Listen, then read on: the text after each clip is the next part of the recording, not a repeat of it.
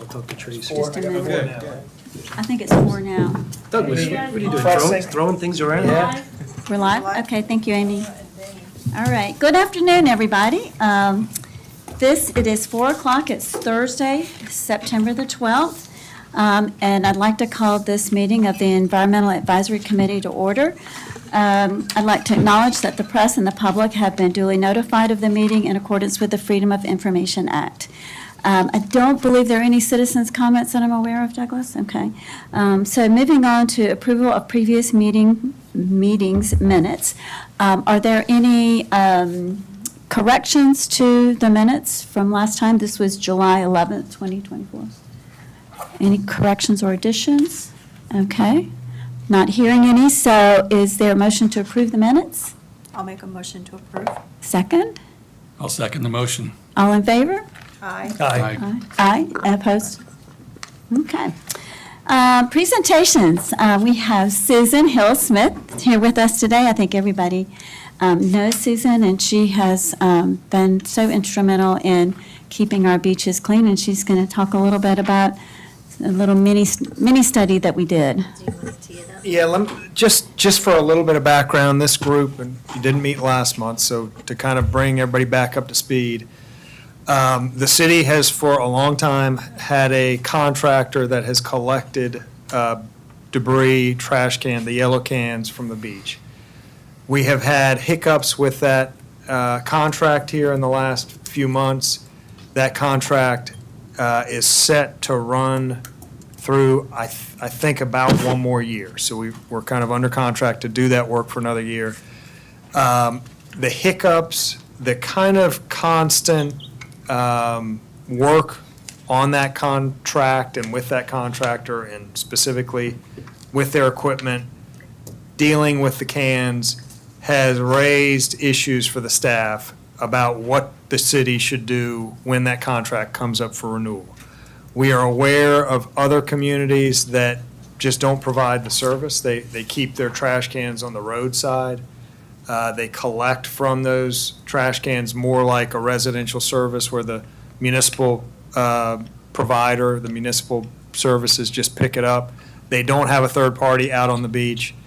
We hear a little bit of pros and cons. We hear that, well, if you have the cans out on the beach, they don't have a lid, and the piece of equipment that we currently work with, we have always requested lids, consistently heard back that it's not possible with that piece of equipment with a lid. So they're uncovered, they're out there on the beach, and we hear that they fall over, the debris gets out on the beach. So we kind of hear the sentiment that by having them on the beach, it's creating more trash. And then we hear the counterpoint that if you don't have them out there, people are just going to toss the trash and you're going to end up with more trash on the beach. So there's a lot of considerations from the city standpoint, just the cost, the extra contract, the barrels on the beach in an emergency situation. But we thought that kind of paramount in the front end of this analysis, we would like to know, we'd like to kind of drill down on this question about is the beach any cleaner or less clean with those cans? So to do that, this group talked about contacting people who had a special interest in certain areas of the beach, reached out to Susan, and Susan agreed with Sandy to just kind of take a close look at a section of the beach. So Susan did that. She's provided some information back to you, and she's here to talk a little bit about what they think. Thank you. And so initially, I actually thought we would just I guess the test was, as proposed by staff, was to have 1 week with trash cans on the beach as a test control, and then the next week remove them, and to compare the amount of litter that we collected during that period. And initially, I was thinking we'd go out there one day, but Sandy actually was promoting going out multiple days, and I was like, you're right. And so we essentially went out almost every day of that 2-week period to do collect litter, and using the South Carolina Aquarium's litter journal which we use for Isle of Palms cleanup crew at our litter sweeps. We actually categorized the litter too. I'm not promoting that level of detail here. We just went with the overall total. But, so that, I think it's important to note the timing of this was as the season was kind of past its apex. I personally think from observation that July 4th week and around that is your big, when you're going to see the most litter and during the whole year. So we were a little bit after that, and I did try to, before we started, did a really thorough litter sweep so that we would start with a clean slate.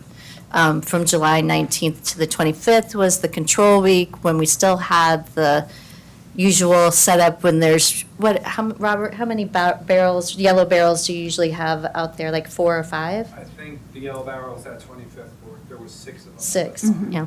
So there's a lot of them out there. And I will say, I have had a long-standing concern about the yellow beach trash barrels being uncovered.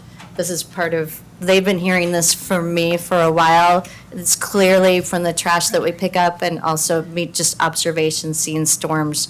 Dump those over animals, just wind. They get overflowing. So clearly, even from what the trash that we pick up, you can tell that some of it is coming back out. People are putting it in, and you're inviting people to put their trash there instead of taking it elsewhere. And some of it's coming back out. So, and then week 2, though, we went with the no trash cans on the beach, and the staff instead put the green trash cans that you usually see for residential trash pickup were put closer to the roadway. They've got lids on them. This Yeah. is 25th, right? At 25th, yeah. Yeah, We're I at- saw it. I'm sorry, at It looked- 25th. Yeah, it looked good. And so, and I think a couple of them had, Robert punched, or created some holes in them. So I think the mentality with that is that some people don't want to, we know some people don't want to open up the trash can lid, either because it's nasty on the inside or they just don't want to touch it. So I think that was the logic there, right? But not all of them had a hole in them. Plus, they put out signs to leave only footprints, and specifically said not to leave large items like umbrellas and chairs. And those temporary signs were placed along the path. I will say, I feel like maybe having both the moving of the trash cans and the signs, while I appreciate the signs, maybe, muddied the results a little. Yeah, I mean, just like, ideally, you would have just done the one thing of moving the trash cans, if that's really what we were trying to measure. But, and then otherwise, Sandy and I alternated every day, almost picking up in that area. And at the end of the day, week 1 was 691 litter items that we collected, which is worth noting. I mean, we did pick up a lot of litter items both weeks. And then week 2, 615. I think week 2, you were probably going to see less traffic at the beach because the season was starting to. I think it was a little bit rainy during that time as well. It was windy week 2, and so I actually, one time I went out and clearly was seeing trash being blown across the beach and probably covered up by sand. So there's all sorts of different dynamics that are going to go into impacting it. I wouldn't call week 2 the winner, because there were several factors that I noted that I think you would expect week 2 to be a little bit down otherwise. Like, the other thing was we were out there every day during week 1 picking up trash. And so week 2, you weren't going to see the residual trash that you see. I mean, you can tell that some of the trash you're picking up's either been there for a bit, so it's not fresh, or, you see a similar kind of trash, like ribbons from balloons that are the same colors that you're picking up one week and the next. Clearly, somebody likes peanuts that hangs out at 25th Beach Access, because there are a lot of peanut shells both weeks. And so Are those considered litter? Yes. Because they don't belong on the beach? We pick up in food, right, apple cores and, I mean, the aquarium says we should be picking all that up. I'm not as concerned about that particular litter versus plastic, but we still consider it litter, so. So to me, that's kind of a neutral result. My caveat is I just would be careful not to read too much into just this one particular place, these 2 particular weeks. And otherwise, I would offer some additional feedback, which is, this led me to have a lot of conversations with people about what we were doing. I talked to a lot of people who care about trash and litter and pollution on the beach. And when I would share what we might be doing in terms of taking the cans off the beach, there was usually some concern on their part that this could just be a total hot mess if we didn't have any trash cans on the beach, like true concern, like, don't do that. Like, what's going to become of us if you take away the trash cans that are on the beach? And I have reservations about that too. I think it would be nice to have something that is well-placed and positioned on a post that's in the ground, that has a lid on it, maybe just at least one trash receptacle. I have some people who tell me I pick up a few things here and there when I'm out there, but I'm not gonna do that if I don't have a place to put it that's convenient to me. Robert and I think are of like mind that there should be probably ideally some kind of dog waste station on the beaches for people to use. That is something that a lot of people are wanting, to be able to conveniently get rid of their dog waste bag. And if they don't have that, there's probably a high risk that they're just going to leave it on the beach. Some of them will leave it on the beach anyways, and that's maybe some of the worst we can expect in terms of litter, in terms of the concern about E. coli that might come from that. If we had a lot of people leaving their dog poop bags behind. And I have a few notes here, if thoughts on if we did go to the green trash cans or a different kind of trash can at the roadway. I'm not sure if I'm completely convinced that the green city trash bins are the best option. And so I included some concerns there. Are Yeah. we ready to ask questions? Sure. That's that's information I'm going to present later. Okay. It's separate from what Susan and I did. Can you elaborate on that? Well, and I haven't really had a chance to talk a lot with Robert about this, but, well, I don't personally, cutting the hole in the top to me looks messy, and also, I don't know I'm not sure if you would put holes in the bottom if rain would get in Yeah, them. that's what we currently have to do to Okay. the barrels also. We have to Okay, drill holes in yeah. them to try to get it. What I do know is that when we see the green trash barrels on Front Beach, when we're doing our litter sweeps, they quickly seem to get kind of nasty, and they aren't cleaned out, but maybe that's a different issue. More so than the yellow, at a different rate than the yellow barrels? We don't, we're mainly dumping our stuff in the green ones, so maybe it's not the actual trash can themselves. Yeah. So Susan, Well, that's true. Let Yeah. me rephrase my question, because Yes. we were out and we've been walking the dog, puppy, and we saw 25th, and it was nice to not see the blue and the yellow cans on the beach, tipped over, whatever. And it was really nice to see 25th, really clean, and you saw the garbage cans at the end. Having been a backpacker, there's a concept of pack it in, pack it out, and I think it just seems that that's cleaner. Now, I don't know, from the litter That's a good- standpoint, I agree with you that if you did it statistically, 614 versus 660, Yeah. you can't. Yeah. But there's a couple of things, because I think about things economically too, like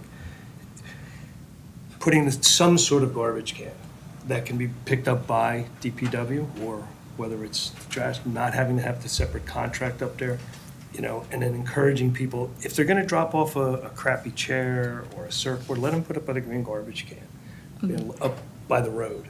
and then move it there. So I'm curious, is it, rather than designing what that can is, the question I'd like to really get at is, do we think there's a benefit to moving the garbage cans off the beach and putting some sort of receptacle at the roadside that then could be managed by DPW and cancel that other contract, and then we deal with things at the street instead of Right. at the beach? And I think the that's broader where, I question. think That that's was what the they're question. going with. And I would say, I mean, if you're looking at a wash, we're investing a lot of resources in something that isn't really moving the needle for us on litter.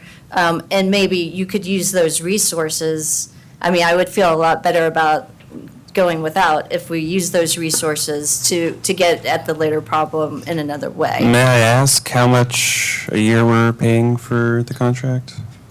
It's about, it varies depending on the volume that he'll bring in, because there's extra pickups, but it's over 100,000, 120, 130,000. But it's also, the bigger problem is that he's like done, right? I mean, Well, there's not unfortunately- really like, Yeah, unfortunately, John Garrels, who ran the beach garbage, passed away recently. His son took it over. There was some hiccups with that transition. Right. And I think that just kind of led us to this point to look at everything and how we're doing things. I Yeah, thought it so was, I that's- thought we were kind of anticipating that we might not have this service. Well, we've Or- heard about it, that he would like to continue on, and then we've heard other ways also. The problem is that apparatus is very complicated. It's only one of a kind that does that kind of thing. So Right. when it breaks down, it's taking Public Works trucks, because we have to get those barrels up. We have to take, get rid of them, manually dump them. So that's another big component. Gotcha. Well, Is that apparatus that does that. that makes sense. Budgetarily, how much, if we had the sort of end of path roadside trash cans, how much would picking up those be? Yeah, so that we discussed would probably be an outside contractor. Kiowa also does it through garbage contractor Trident, who will remove them, same way Public Works would at street side, pulls them around, dumps them, puts them back. I do not know what that cost is. Gotcha. Well, if it's, I mean, if we have a decent fund, if there's a differential that's really significant, and we have a good chunk of money that theoretically could go towards some other litter initiative, we could do really interesting things. So if it feels marginal, if it feels, Right. I mean, I think it's a big factor, mean, is what if- we could do with that money. If you put, well, I do have some ideas for getting some part-time staff, seasonal staff. I could come back and discuss that another time for next summer. That would actually could be student-driven, like more of a internship approach, and that would actually be not that expensive. Okay. But if you just put that $100,000 into just paid people who pick up trash at the beach or litter at the beach, litter and debris, because if I understand correctly, the only real resources the city puts into paid litter collection is a contractor who's the landscaping contractor once a week, just as the commercial streetscape at Front Beach, but there is no paid litter collection on the beach itself. Right. so It's they're only us. dumping cans, like, is what you're saying, like that. Yes. There's nobody, he's, the man that's going and picking up the cans is Just dumping. not, Right. if it's not in the can, It's, yeah. it's staying. And his father actually just took the debris as kind of wanting to go above and beyond, but they're no longer doing that, so. You And mean I- like I would chairs and imagine- stuff? Chairs and Chairs stuff, and- that's not in the that's right, contract. yeah. And And that's an no longer additional. getting done, so now our staff is kind of circling back, doing that work in addition. So Isla Palm's cleanup crew really is the main So they're getting, solution right now for getting, and when we know we're picking up quite a bit.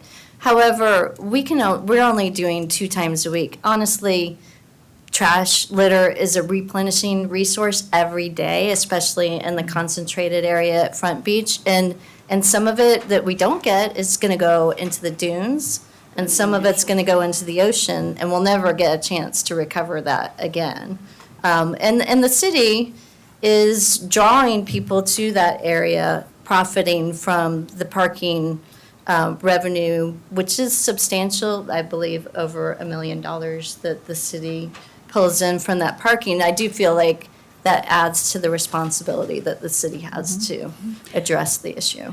What happens in the event of a storm, like a hurricane warning or, hurricane tropical storm, to the cans on the beach? Are the cans removed from the beach if there's a? Yeah. Historically, they've been either do. removed behind the dunes, or if it's a really bad storm that we feel, we bring them to the big municipal park. Okay. Which is it's a big undertaking. Yeah, I bet. Susan, I was wondering about the blue recycling cans, because right now he's putting all of it into his cart. So none of it's getting recycling. Do Has we there been even- any I talk don't even about? know that there are actually- any Leftover, there's some. blue that are ones just like anymore. leftover. There was for a while, then I guess there's some left over, but the They're not. problem was they were both catching all trash. People were just putting the Yeah, so wrong there was things in no- there. so I don't know that they were ever actually. So people might recycled. never sort on the beach. So Right. maybe that's a waste. That was kind of Yeah. the problem with Yeah. that. We did it Yeah. for a while. I wondered. But there was no clean recycling beach. Right, Yeah. that's the message that I got. I wasn't responsible Yeah, for I didn't know deciding that. not to offer them anymore, but I think that, yeah, that was 'Cause clearly, still I see the did blue hear, ones they were out getting there, contaminated. And I still see him putting everything in his cart. I didn't Yeah. even know that there were any left out there. Oh, yeah. So, Is there, And that may be the very- with, with the money that the city is garnering from the parking, is there a possibility of taking the front beach and having both on the beach and at the end of the walkway, and dealing with the really high-density areas like that, and then maybe 25th yes. and doing sort of a patchwork of some just on the beach, and Yes. then other areas where there's higher traffic and higher concentration of litter issues, and have both covered. And Is I- there an we- option to do that? Yeah, I mean, I mean, I'm not in that's- charge, yeah, that's- but, Definitely. yeah. I think the public works staff has said, in all scenarios, we need to have cans on the beach in the commercial district, the very high right. density areas, need to have cans at both. But that could I be, that could be done, managed. We wouldn't have probably a Yeah. third party. if we're only contract. talking 3 blocks, Three 4 blocks. blocks. Right, 3 to 4 right. blocks. So that's- my strong request would be that they are covered somehow. Yeah. That, I mean, that's, above all, I want to see an end to open trash cans on the beach. Yeah, I agree. Here, I agree. That's I mean, my main goal. it's, as you walk, some of the right-of-ways have them, hope. some of them don't. And the more I see that don't have them, I think it looks better for the beach. So And- none of them have. None of the yellow cans are covered. No, but I'm saying is as you walk the beach, as you see more of the right-of-ways that don't have cans versus ones that do, you look at it and say, the cans are really a bit of an eyesore. I've Oh, had just some, no Yeah, cans. yeah, It's not and covered, so if we say, we only did a short study, and statistically it probably wouldn't hold it, but if we say that we think that it's a wash in terms of moving away from the epicenter of Front Beach as you move out, if we say it's a wash in terms of the amount of litter that's gonna be on the beach, whether you put it here or put it there, if we can save some money by putting it at the street yeah, and take away that there, and if that can help also contribute to people dropping the chairs and stuff, whatever they're gonna drop there, and that new contractor will pick all that stuff up, because, one other comment, most of people put stuff out in their grass anyway, on the curbs, because we do bulky pickup. So it's not like we're creating an eyesore, a new eyesore, or creating an eyesore on the roadways, because we already put bulky waste Well, out they'd for be there pickups. permanently though. Like Yeah. on Sullivan's, they're there permanently on the road. well, but and I I would think that- suggest but I- that part of that money, I think part of the issue sometimes is that we don't have enough trash cans. And I just Yeah. had somebody telling me about Labor Day at 25th, seeing a bunch of trash stacked next to the green trash cans. I guess you guys have gone back and forth on that. Yeah, if I can just elaborate on Yeah. that, when that tornado came through, it Oh. took two of the cans all the way down to Hartnett. Oh, okay. Yeah, that was a big, what's that? That was an anomaly. Yeah. See, but I think if you look at this conceptually, and if we can agree kind of on a recommendation conceptually, then we can get into the design of the final solution, which is what's the right type of can? Does it need to be chained? Does it not need to be chained? Do you cut a hole? Do you not go? But I think conceptually is the first thing. Then there's a lot of different options for types of cans you can put in there, and that might be that could also be specified by the contractor, say, we will only accept certain types of cans to do our work, right. otherwise we'll charge you a premium. And there's a big belly can out there, I'm not sure if you've looked at it that closely, which is a solar. What is that? It is a solar-operated can that automatically compresses. And so you don't need Is to. the Big Belly covered? Yes. Yeah, Oh. That's the bottom picture? yeah, compact. Yeah, It's a solar compactor. So then it actually will message to say, It sends an alert when it's full. sends an alert when it's full, so that you know which ones need to be Future picked up. On our scale, I'm not sure if it makes sense or not, but I think it's worth more exploration. Yeah. I would like to hear about, whether or not these are used in other beach communities, because we have such a harsh environment here. Well, with, Polly's Island, I got a grant and is using them this summer. So I haven't talked to Right. them. Yeah, I talked to them. Oh, you and- did? Okay, Yeah. sorry. And it's very expensive, so that's one consideration. Okay, With yeah. the Big Belly. And then the salt air and the sand environment, whether or not that would be It may not be. compatible. But something like a Big Belly might be an alternative for other parts of that commercial area, or maybe the marina, or but I don't know if it would be a good solution for the beach, because Right. because it is expensive and it's such a difficult environment. I think if they're not on the beach, if they're on closer to the roadway, it might be more feasible. I'm not sure about that. I'd be interested to see where Polly's was placing theirs. Yeah. And then I think the way that company markets it is you save money by not having to have as much trash pickup, because you're only going to collect them Right. when they get full. The execution, they get full less because they're being compressed. But the execution of that, I would want to know more. Yeah, they say it reduces the collection by a third, but, So you might see less costs that way. right. Interesting calculation. Be interesting to see if we could get a grant too. Yeah. Polly's got a grant. Okay, that sounds promising. So the contract that we have currently, there's a year and a half left on it? I think this time next year. It's next September. Okay, so it's about exactly a year away. And there's no expectation of that contract ending earlier, right? We think we're pretty locked in? Okay. Well, I mean, if that's the case, then we have, I suppose, a year to develop an alternative vision. And it sounds to me, I mean, maybe we can just get some brief consensus on this. If it feels like there's a marginal difference in terms of litter on the beach between on-the-beach cans versus off-the-beach cans, and we could potentially have a lot of money saved from that could go towards other initiatives, I would personally be in favor of moving that direction. It would not be without sacrifice. I'm one of those people that picks up things randomly and likes to be able to just And- walk over, yeah. drop them off. Yeah. I do too. Right. Yeah. I mean, that was the other thing. Other people said, well, it's nice to have something when you just have a little piece of trash to put in. I would just say, my last words would be, if we go that direction, you're going to have to do a massive communications policy communications messaging campaign to explain why. I mean, I walked out on 25th and my neighbor, who didn't know this was going on, looked at me and said, I'm mad.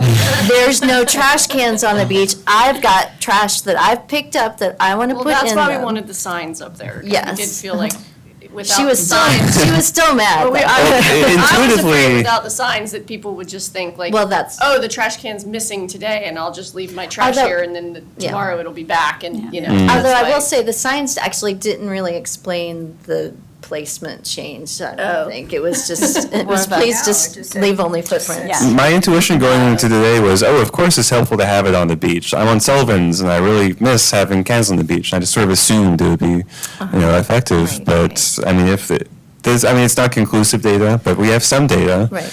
Now, and- my only other question for staff, though, would be, why is it not feasible to have trash cans with lids on the beach? Is it just merely you think that it would be wildly expensive to be able to service it? If Or you were to keep the can configuration, they do have lids. We've explored this before.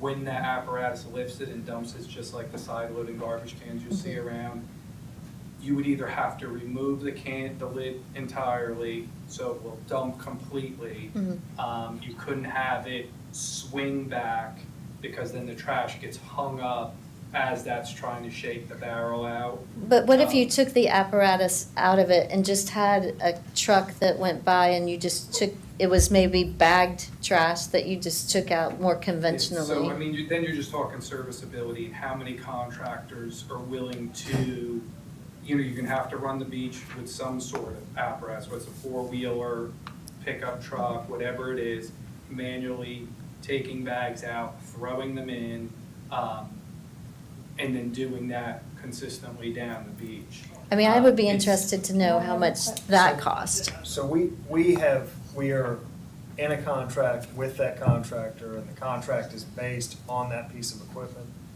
We have always kind of known that at a contract renewal or change time, we could shift at that point, but it never, when we approached our existing contractor with that machine, it was always, we just cannot do it. All of my equipment can't service those cans. Kiowa, that uses Trident, it's on the beach and it's with a lid. So if Okay. we change contractors, but it's just that we are contractually obligated, we're tied into an existing contract. But we And the could, contractor has, but in But we- September we could- 25, we could, I mean, that could be a change that if we wanted to. so my question too is, so with Kiowa, with the lids, yeah, I mean, is there a metal, a metal can, like my current recycle bin, they have the arms that come but it's got a lid, but they're plastic, and that's not gonna be feasible on a beach because of the wind and whatnot. Are there metal, Not that I know. Metal cans in that configuration, not that I know. No. of. I think Okay. Kiowas are Wouldn't they even rust in a more? wooden, Yeah, I think they it's rust. hand done. I think they're pulling out. Yeah, I was going to talk about Kiowa when I Yeah. did my If presentation, you yeah. could do that, if you're willing to pay But for is that, that how- might be the best. I mean, there might be issues, and certainly when we have high tides and storms, I'm not sure about There's that, also an but, issue, too. but, That's with the tournament. yeah. And then that's only gonna increase, but Yeah. at least having one trash can at each access on the beach and/or compost, like a dog waste station, I would like to see something. I think that would, and if you have to pay for it, you have to pay for it, but Well, I guess maybe the question is the cost of that versus paying a person to be doing litter sweeps. Yeah. Or maybe even, if there isn't an on-the-beach can at every station, but a few, and Yeah. it's just the person that we're paying is also like just physically picking up that trash bag and taking it out, this may be a possibility as well. yeah. You mentioned the possibility of doing having a student internship program. Yes, so I think that would have to be focused at Front Beach. I mean, Yeah. the idea that you're gonna have even a couple people do the entire beach is, that's pretty sweeping.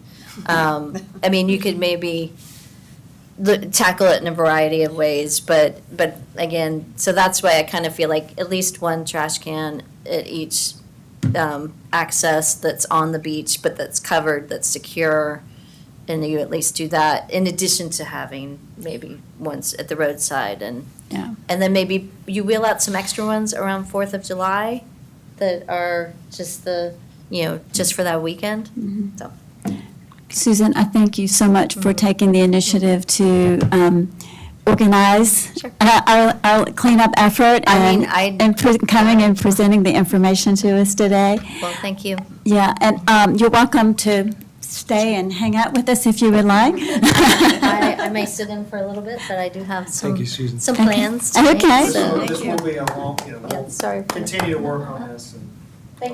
Thank you all for the interest and digging into it. Yeah. Thanks, Susan. Thank you, Susan. Thank you, Susan. So I wanted to go ahead with old business, and I wanted to can I make a motion as the chair?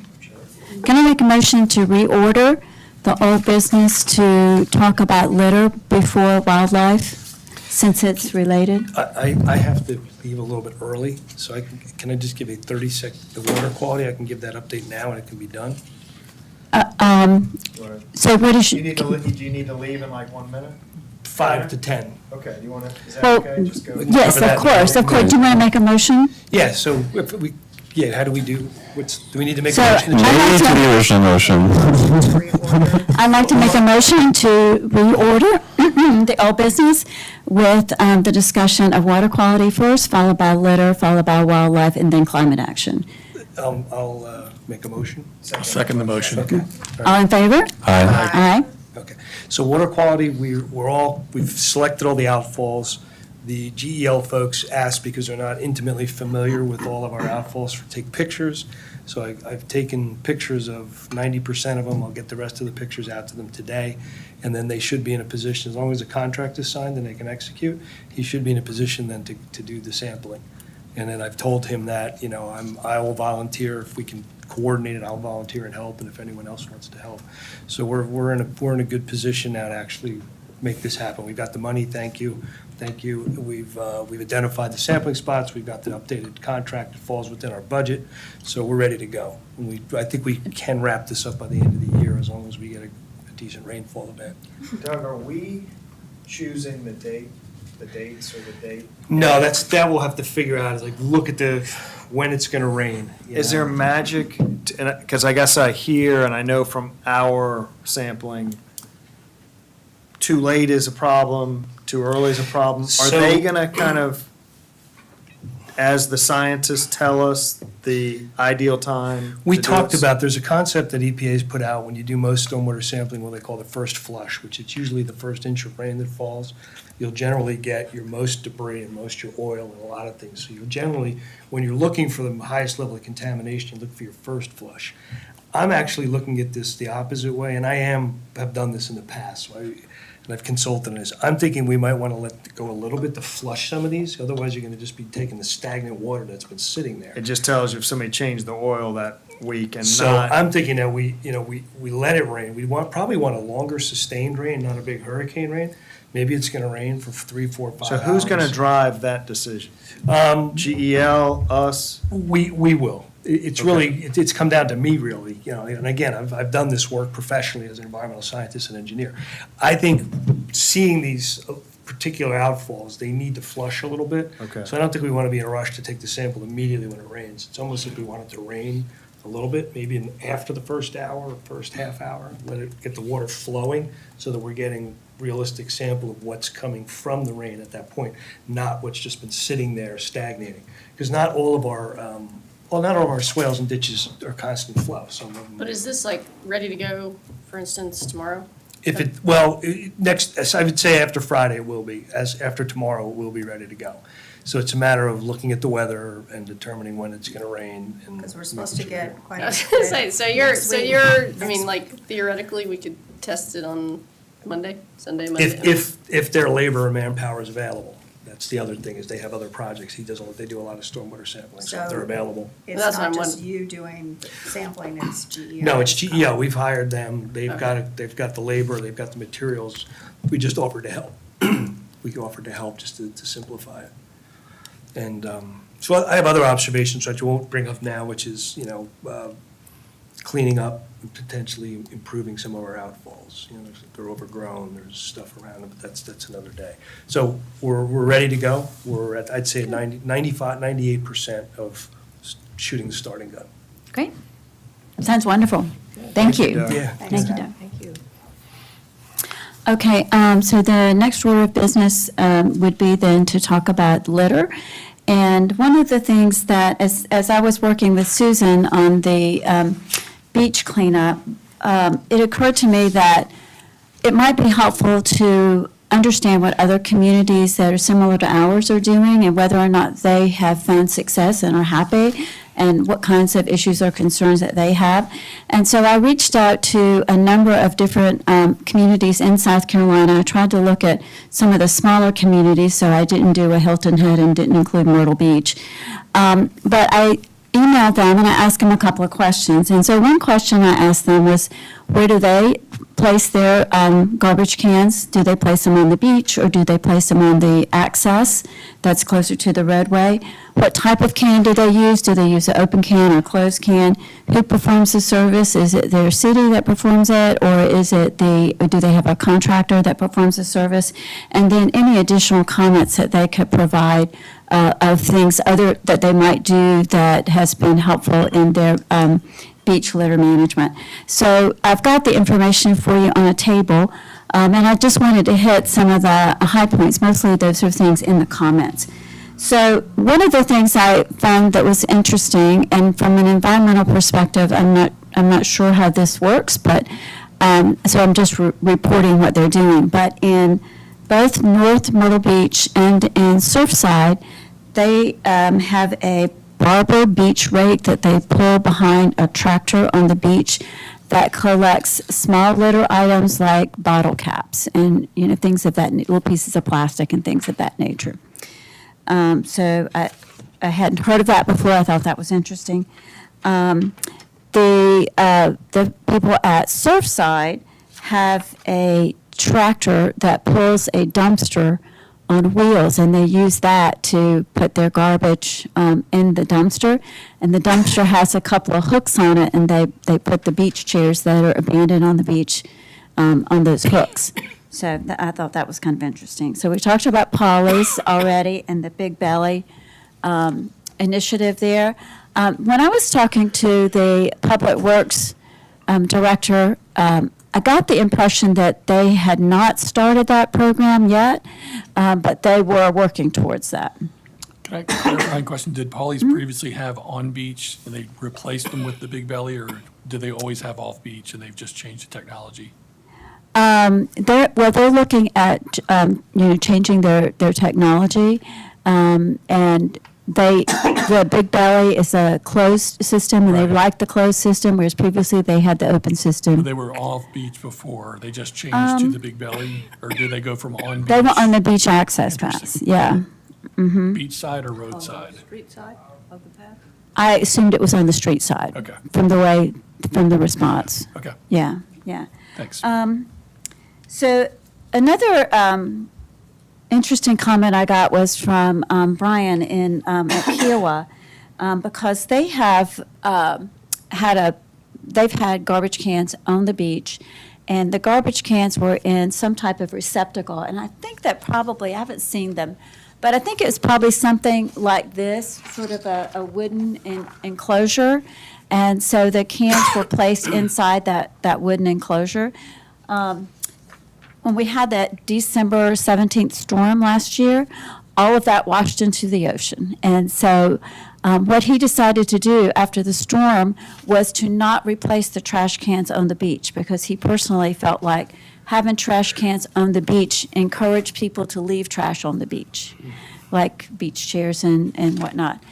So he did like a 4-month experiment where he removed the cans from the beach, put them at the beach accesses, monitored for any increases in the amount of litter that was being collected, and he didn't really see any difference. But what happened is that the community at Kiowa didn't like the fact that they didn't have cans on the beach, and there was a lot of complaints about that. And so he ultimately had to move the cans back to the beach. So they're currently on the beach, but it's, but. So he basically did the experiment that we just did. But he did it over a 4-month period of time. Do you know if he gathered data or was he eyeballing it? He did not say. I contacted them by email, Right. and so he gave me lots, he. Yeah, I saw you He include gave the me quite a comments, lot of but comments. I was just wondering if no sign of litter on the beach was just his personal take or something. I got Data the from- feeling- Impassioned about not having him on the beach. Huh? He sounded very He was impassioned. very about not impassioned having him on. about not having him on the beach and really felt strongly that having the cans on the beach created more litter and, things being left on the beach. Makes the beach look trashy. Makes the beach look trashy. Well, Pun I intended. do, I mean, I do think that if you're the type of person that's going to just leave your trash and walk away, it doesn't matter. If you're sitting down by the water, it doesn't matter if you have to walk 50 yards or 100 yards. I mean. Either way, you're There- either there going is- to leave it or you- not. when you- leave it. Right, and It comes down I've to been in human the behavior, situation right? where I've been running on a beach and I've found trash and I'll run up and put it in a trash can. And I was on a beach that didn't have a trash can, and so I just carried it for a long time. And I finally ended up giving it to people Yeah. that had their own little trash bag. I mean, I Yeah. do feel like the But it was a, risk of the trash falling and, Yeah. getting, it's just. yeah. But I think for me, he kind of it created a different perspective. Yeah. So I thought that was But interesting. it goes back to the education of the public. Yes, and so kind of to Susan's comment a minute ago about her neighbor asking her about the trash cans, I had lunch with somebody yesterday that wanted to know where the trash cans were at 25th also. So, one of the things I got from our time that we spent looking into this is that we may need to have different alternatives at different areas on the beach, as Laura was saying.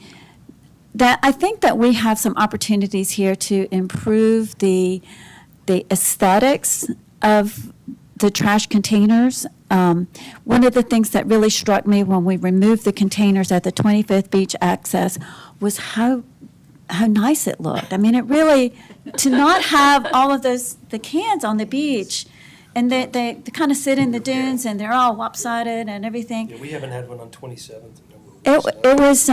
It was like, oh, wow, that, it Now you really, can see the dunes. it really looked nice. So I think we have an opportunity to think about the aesthetics of what we're doing as we go into this issue, as well as the environmental aspects, which we talked about, with having the closed containers and, ways to prevent the trash from spilling out. And then one of my big takeaways was making sure that we have buy-in from the community, that if we make a major change and people don't like change and sometimes they don't understand why we want to do it, but having good communication, helping people understand what we're trying to do and why we're trying to do this would be really important in the acceptance of any changes if we make those. Yeah, I used to do IT software implementations at large levels. When you change a program, which are going to alter how people have to behave, you can't just do it. You have to have communication. You have to have training. You have to get, Yeah. you have to get some feedback. You've got to get people to buy in. Then that leads to a much smoother acceptance of a new capability or a new software. So I think if we're going to change it, I think we do have to do communication, outreach, and we, like you said, like you both said, if there are certain areas that are more vulnerable to others or are more outspoken than others, then we think about, could you have exceptions in certain places Yeah. because there's unique situations? Yeah. And then be able to justify and explain that, right? Yeah. Because you can do things for communications, FAQs, frequently asked questions. Why are we doing this? Yeah. And there's Yeah. a lot of things we can do. Well, but now I that, think- Yeah. and now that the city has the Sunny Some opportunities, yeah. communication app, if you will. Yeah. Which But- is very, timely Yeah. and, we got the notice about the change in the trash and the recycling program prior to, the Labor Day holiday.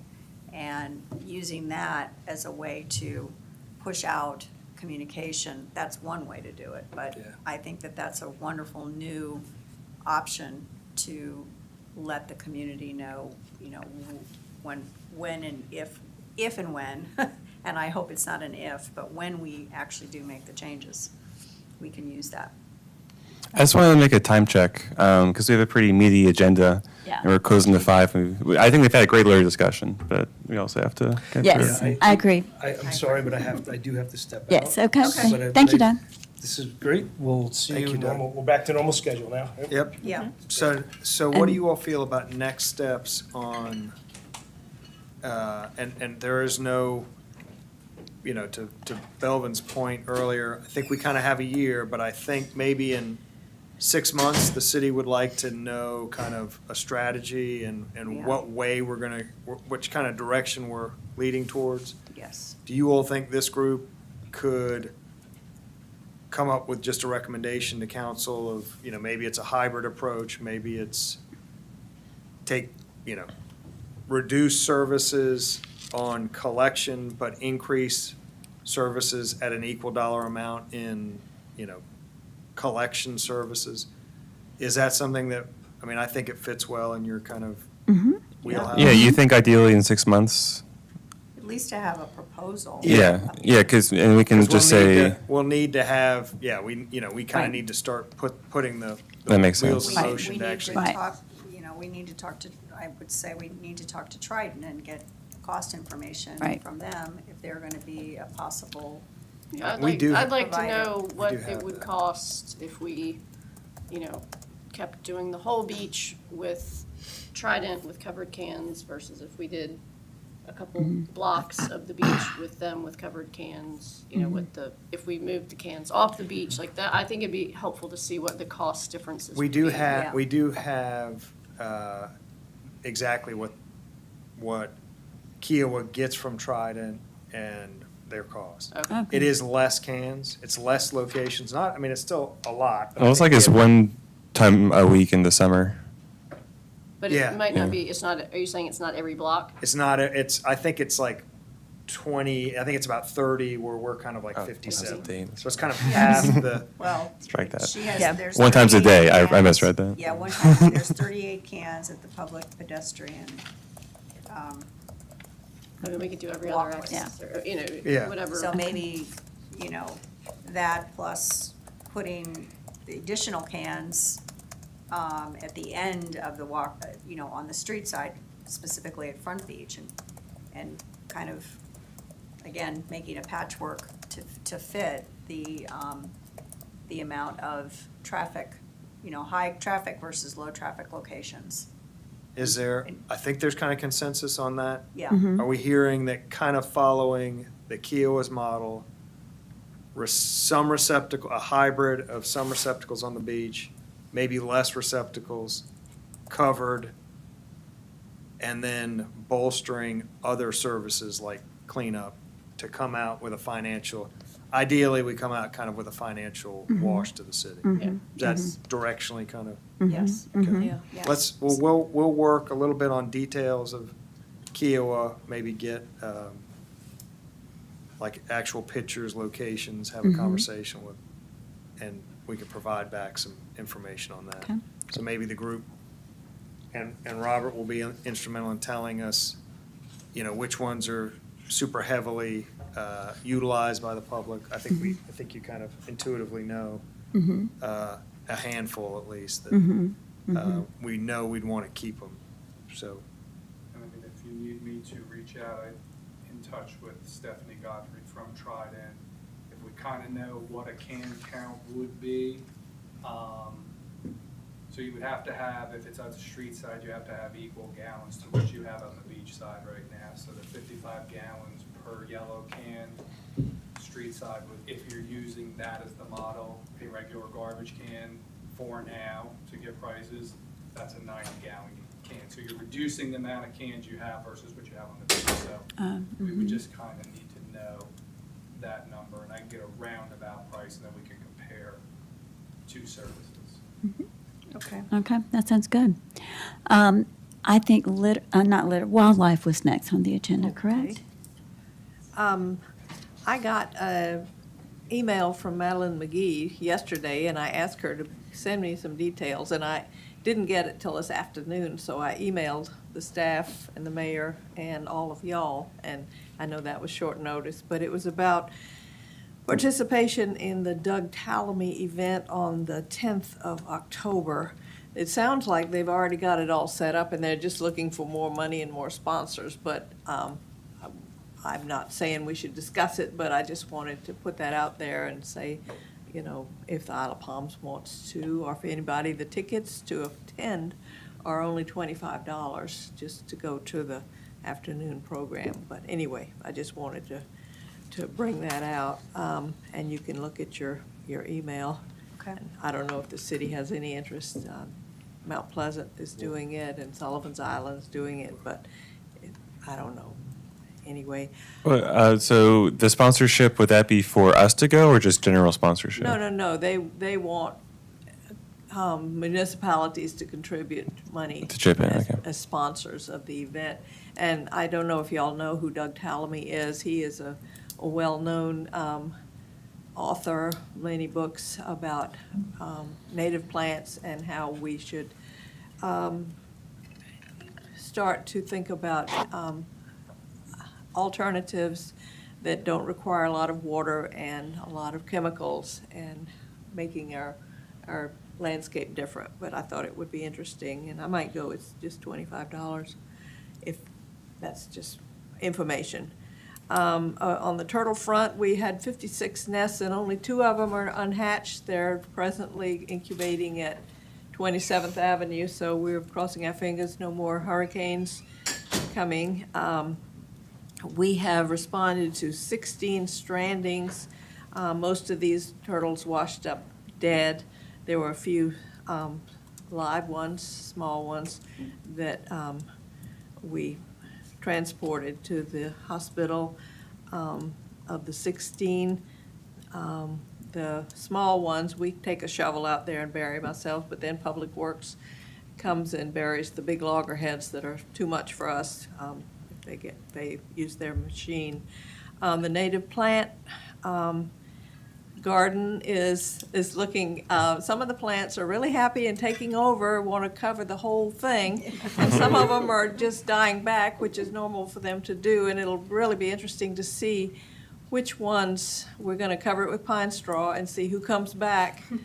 Because most of them are perennials and they're going to come back. But So anything we see that's dead there, that's just, we're leaving it. Charlene That's told just- us, don't pull them up and Just don't leave it cut there. them off. Let them go to seed, let them feed the birds, and let them spread their Do own their thing. seeds. Okay. So Yeah. it might I look noticed, kind of I didn't- ugly right yeah. now, but we're leaving them there Okay. to do their thing, and All right. that's That's I the way it's saw normal. supposed to the way it's be. supposed to Some be. deer I'm Go wondering. try to the fix other it. night. Some deer. Yeah, there were deer. Well, maybe they'll eat some of that dune sunflower. Yeah. They're trying to take over the whole place. They It really were does munching well. away at something, so. And the purple martins, every gourd was occupied, every gourd fledged young, and it was a big success. Park and I are talking about hanging some more gourds. We're going to keep it to one pole and see if we can sneak a few more gourds out there for next year, because they'll be back in February from Brazil. So that'll be interesting to see. The neighbors there just love the birds, the martins. That's great. Yeah. So nice. Don't they eat mosquitoes?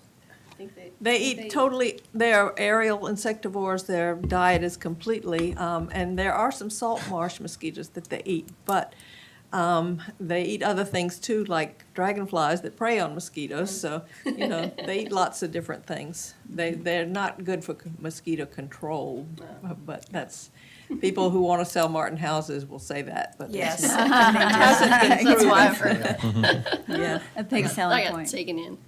and I think that's all I have. Okay, okay. Bella? Mary, that turtle nesting season, how does that compare with years past? It's a little down? It's more than we usually have. More, it's up? Yeah, It was 56. up over last year. Sullivan's Oh, Island okay. was way down, but different turtles come every year. And I turned in an Island Eye article about, we know who these turtles are, and a lot of our favorite turtles came this year Okay. and laid 5 or 6 times, so Wow. it was a good year. All of our beach problems didn't, We had to make a- move, we you moved just every moved them. single nest. So they didn't know any difference? No, the turtles are fine. They Okay. leave their eggs and they never come back. So Okay. So they were happy. They I were hope happy. DNR They'll sit doesn't out there and fuss at watch us. us move them. But Yeah. we were told to move everything south of the pier, and then the turtles' favorite part is south of the pier this Yeah. year. Wow. And the other favorite part was Beechwood East and Dunecrest Lane, They which, know how to pick them. where there's no beach there at all. But They they really would know how to climb pick up 'em. to people's houses and lay eggs right next to people's porches, and we would get them out of there. So we You think moved literally all 56, Every single single one. one. Not one chose a good spot. And a lot of them that were laid like at 21st Avenue were laid down where the trucks drive, and the king tides would have overwashed the nest. So it was easy for us because we had a turtle nursery right there near 28th Avenue, and only 2 nests left. Wow. Well, that And we'll be done by the end of September, I expect.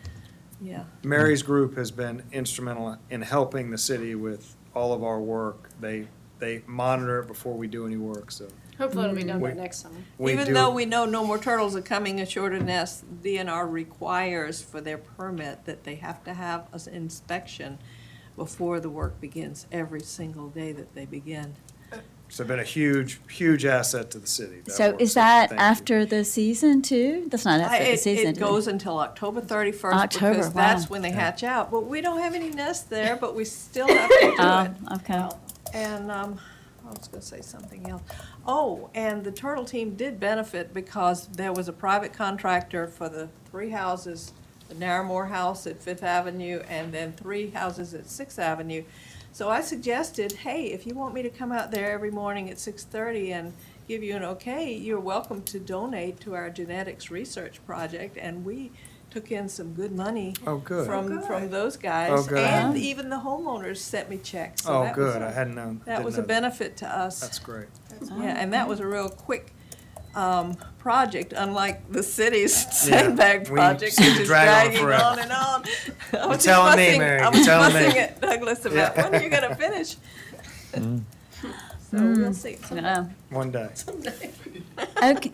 Okay, let's, thank you, Mary.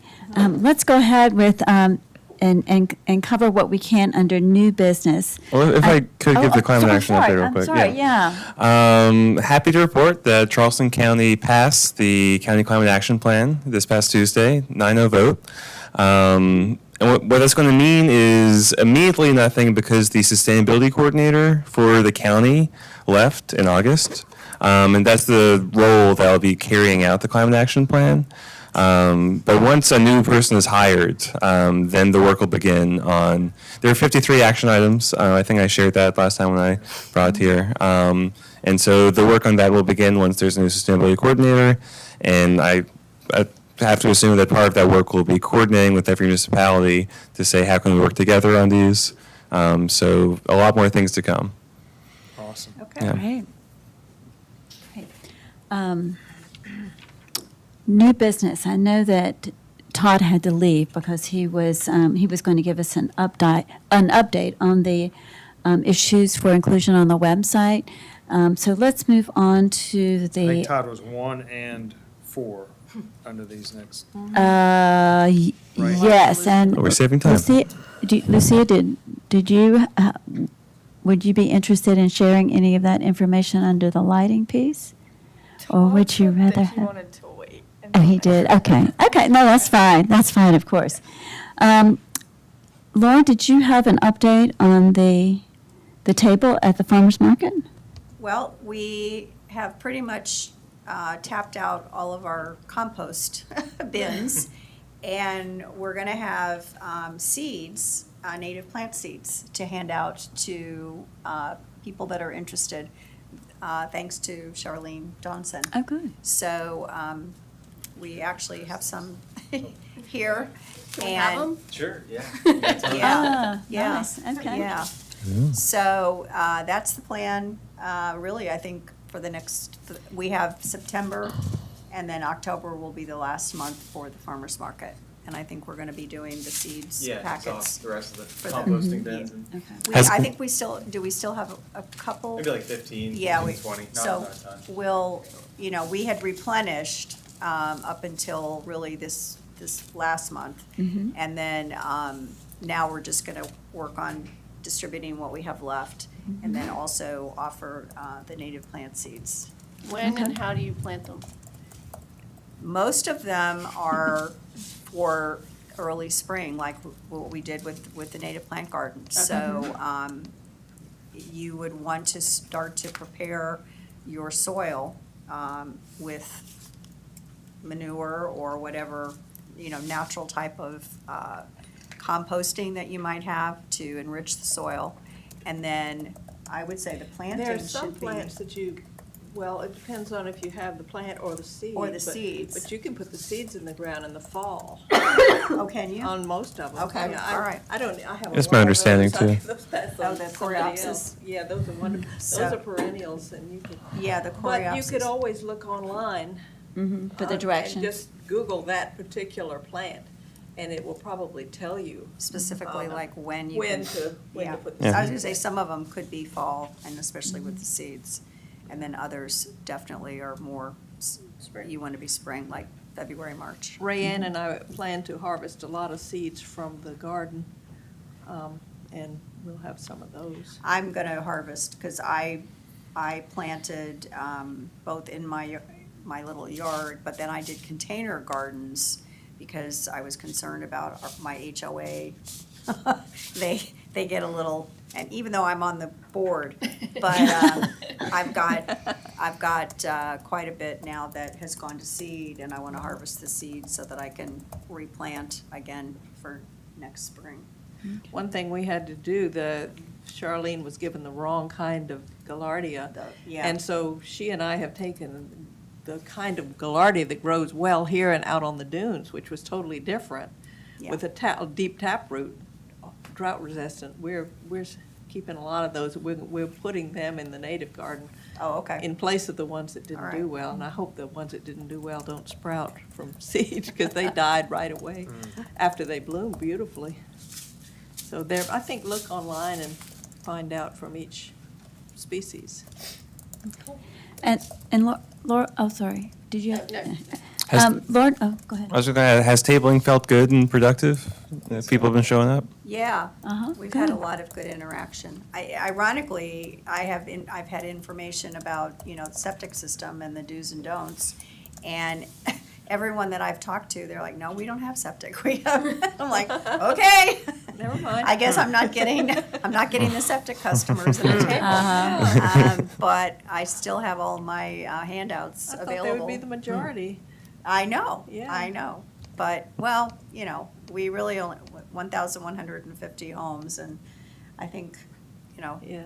for, when you take that and then take into account how many people are coming to a farmer's market, it's kind of hit or miss. Sure. Yeah. So were you also going to report on the compost liner dispensers?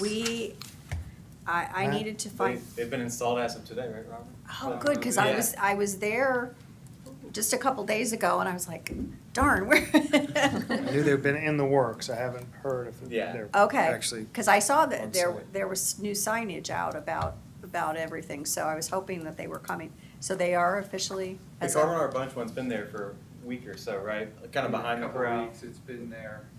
at the marina? No, at Carmen R. Bunch Oh, Park. oh, at the park, Yeah, okay. Along with the signs, there's actually 2 signs on both ends of the Right, corral right, there. okay, And okay. the bags are on the back side of one of the posts Okay, right there, so you can grab it and then. Good. And then the marina, we just got around to doing it today, so that's set right along, the dispenser is right alongside the cans, signs right in front of that, so it worked out. pretty Perfect, convenient. okay. It's easy to get to. good, Okay, all right, perfect, thank you. yay. Any other new business? That's it. I forgot to say that the hatch success on our 54 nests so far is almost 90%. Wow. So that we got them in a really great space, so it was a good thing. Wow, that's Yeah. great. Yeah. That's About great. 88.9 or something like that. Yeah. I did have one other item for new business. mhm. I had a meeting in August 21st, with Chris Jordan at the Isle of Palms Water Department, and Ryan Phillips from from Seaman and Whiteside, and then the gentleman with, his name is Roger Gwynn, he's with the Ferguson Group. And the Ferguson Group is a lobbyist group that municipalities and cities can retain, and even, organizations like a water company can retain to help to research and find buckets of money at the federal level that could be available to use for different projects. And the basic consensus from Chris was that he still is trying to find out for sure if the city is going to move forward with any kind of lobbyist group like the Ferguson Group as well, because the original idea was that the city and the Waterworks Department could partner with the cost for retaining that type of company. And then each entity could have their list of, their wish list of things that they want to try and accomplish and need the money for that accomplishment. And then the Ferguson Group would put together a plan and show them, where they could potentially find that money and what kind of strings might be attached as far as, having to come up with additional funds to match, matching funds on the city or the water department's part. So I don't know what the city's place right now is in looking into hiring a company or not. But Chris felt that even if the city didn't partner, they would most probably look at some level of plan that they could go forward with the Ferguson Group. That sounds great. Very promising. The major project thoughts right now are expansion of the sewer system and the corollary, some sort of incentive for homes on septic to go off of septic? Right. Okay. And some of the funds could potentially be, as I mentioned before, to help pay for hookup to the sewer, once the sewer lines have been expanded. Right. So that the homeowners are not having to necessarily pay $30,000 or $40,000 for hookup. So there's different levels and different pockets of money that could be available for different types of projects, but the initial is more for the infrastructure. Gotcha. To actually get the expansion, because the current money that they have to have that, they have to use that money, and that plan has to be completed by 2025. And they can't, and that was through the rural infrastructure money, it was rural infrastructure money. And they can't apply for more of that type of money until they finish the project. But there's other pockets of money that they could potentially get at the federal level that could overlay and help them complete out the infrastructure plan. So, do you have any updates from the So- city standpoint? No, just that, so from kind of a council level, council has always had, or in recent years has had state level Right. lobbyists. Those lobbyists have been a great return on their investment. Council's very happy with them, and has kind of recently expressed an interest in doing the same at the federal level. The Ferguson Group works for the town of Mount Pleasant, and if you kind of hear that the town of Mount Pleasant is having the same good return on their investment with the Ferguson Group that the city's having with the state level group. So council has expressed an interest in doing that here in the last few months. We have had conversations with Chris about potentially partnering if we were to do that. Kind of next steps would be, this would be an out-of-budget expense, so there would need to be, and it kind of triggers above the city's thresholds for, it would need to be a public requesting qualifications and information and proposals. So there's a bit of a process that the city would need to go through to make that happen. probably in the realm of kind of $30,000-$40,000 a year. But as Laurel has said, you kind of give them your long list of wants, and they're kind of steadily chipping away in the background of, okay, this has come available, this matches well to this. You can then pay kind of on a per project basis. Okay, let's, give us your kind of best guess of success rate, and then you make a decision, okay, let's go for that one. So it's something that we very much think would be good for the city to do. And Is that something that is the next steps that staff can do, or is that something where city council needs to It would take need, action? it would be out of, it would be an out of, Facilities Committee. it would be an out-of-budget expense. So it would either need to be folded into the next budget.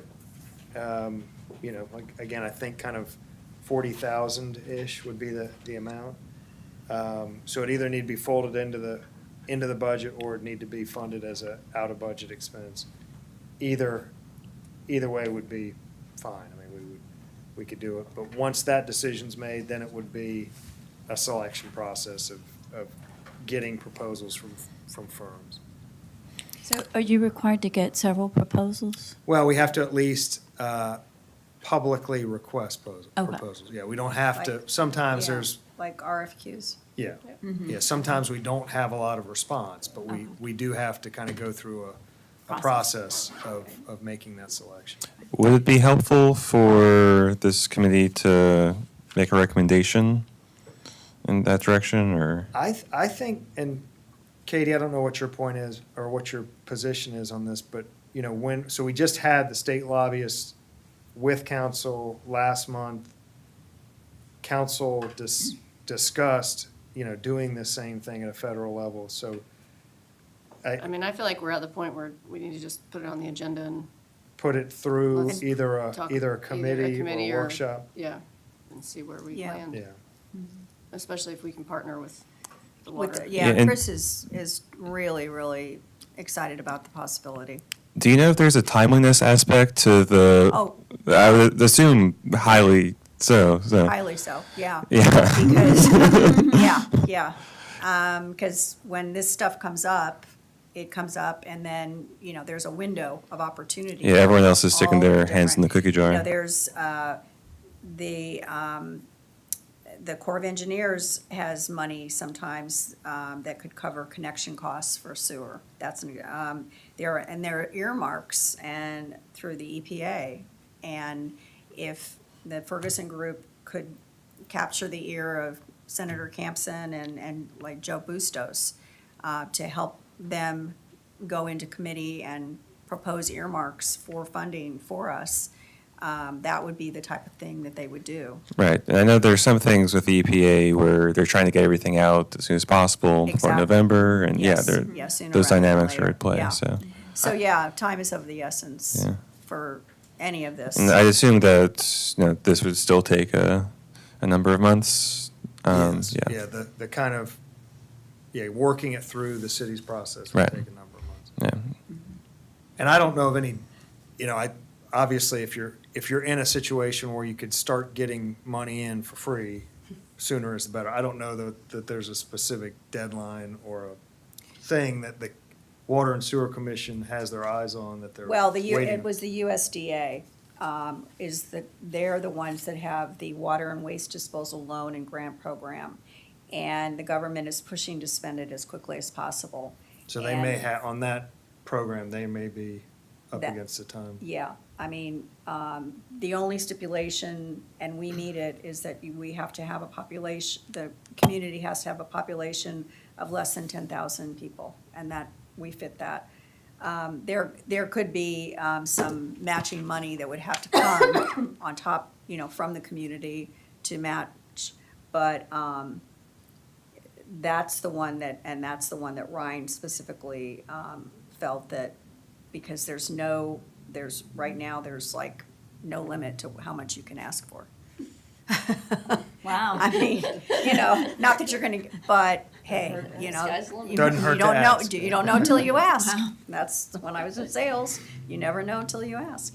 So that was the number one priority that Ryan specifically had mentioned back in the beginning. And it's, when it's gone, but, right now, there's still funds there.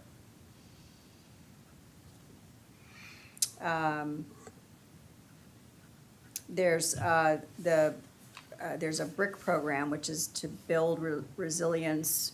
It's a building a resilience infrastructure for the community, and you can get up to $50 million, and that's available every year, again, nationally. You have to compete for it, and that would be something too that the Ferguson Group would do. They would help write the proposal as to why our community should be eligible for some of this money. They funded a wastewater project in Columbia, and North Carolina's got it, and Mount Pleasant got money from that. So that's another fund that Ryan felt that the Ferguson Group could help us with as well. Great. I mean, there's money out there. It's just a matter of Asking for it. getting the right people, To put your proposal together. getting the right people in front of the right people at the federal level to give them, why do we need this, and here's why, and have a really solid story and facts to back it up and go forward. And the Water and Sewer Commission's been successful with Yeah. federal grants. I mean, they have two now, done by different grant writers, I think each. So it's not that they're missing the opportunities. This would be another kind of consultant from the ones they've traditionally used. But they've got a good track record of keeping an eye out on them. Thomas and Hutton, their in-house engineer, also our in-house engineer, kind of steadily makes both of us aware of these opportunities. So it's not that this is unfounded information from them. They've been aware of it. They pursue it. They do have, there's kind of typically some kind of financial component Yeah. and just a general bandwidth of being able to, they have three pretty major projects Right. on their plate right now that they're trying to get through. Well, my last question. So I assume the water and sewer is focused on expanding sewer. Yes. Is helping homeowners lower or negate the cost of switching off of septic part of their mission, or would that be more on our side of the court? Well, again, they would be hoping to find funding that could Okay, help. but they like to yes. see that too. That's not Yes. something you're obligating. Yeah, that's Okay. part of it too. Okay, thank you. Yeah, yeah. Yeah, they definitely know that it's a challenge all the way around to get it set up and then to get people to be able to hook up without, busting the bank Right. on their, on their. Large injections of federal money, though, certainly helps. Yes, yes.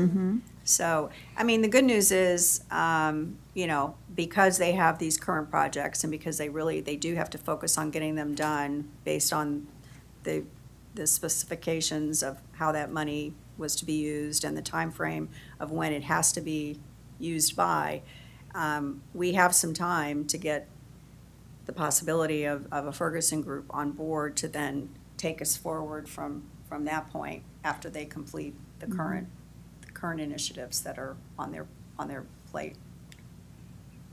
Okay. Okay? Thank you, Laura. It looks like our next meeting is scheduled for Thursday, October the 10th at 4 o'clock. Is that correct?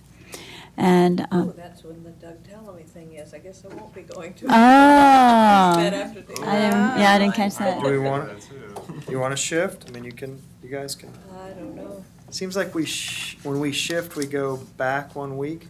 It's kind of messes things up because. When you go back a week? Just go ahead, and if I have to miss, maybe I. Amy, do you happen to? Is it at the same time? Yeah, that's all If we shift afternoon, Oh, all back afternoon? 1 week, but, the either I can not do October that or meeting not do to the that. next, I was hoping to What, go to to the the third or town meeting the too, if Yeah. we could shift it. 17th. Thank you, Katie. I was just in the calendar, I don't remember seeing anything on the 17th.